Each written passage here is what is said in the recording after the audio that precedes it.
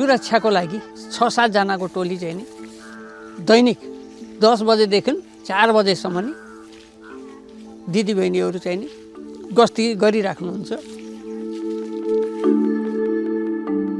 कतै हाम्रो वनमा पनि डढेरो लाग्छ कि भन्ने हामीलाई चिन्ता छ। अब यो वनभित्र सुक्खा कति छ, पात झर्ने बेला पनि भयो र हावा चल्ने मौसम आइरहेको छ। सुक्खा पनि हुने, पातहरू झरेर आगो लाग्ने, डढेरो लाग्ने डर छ। हामीले यिनी जङ्गलको बिचमा अग्निरेखाहरू, बाटाहरू बनाएका छौँ। आगो लाग्ने डर हुन्छ भनेर हामीले सबै वनभित्र अग्निरेखाहरू बनाएका छौँ। अग्निरेखाले यहाँ सफा गरेपछि त्यताको आगो यता आउँदैन। यदि यताको आगो रहेछ भने यता जाँदैन। अग्निरेखाको काम त्यही नै हो। वनमा आगो लागिहाल्यो भने हामी पहिले उपभोक्तालाई जानकारी गराउँछौँ। त्यसपछि हामी सम्बन्धित निकायलाई चाहिँ वन कार्यालयमा जानकारी गराउँछौँ।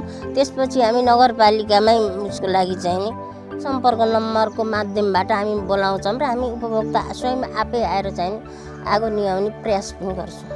जङ्गलको आग लागि भयो भने बस्तीमा क्षति हुन्छ अथवा बस्तीबाट आग लागि भयो भने जङ्गल क्षति हुन्छ भनेर हामीहरू त्यसको लागि एकदम सचेत छौँ।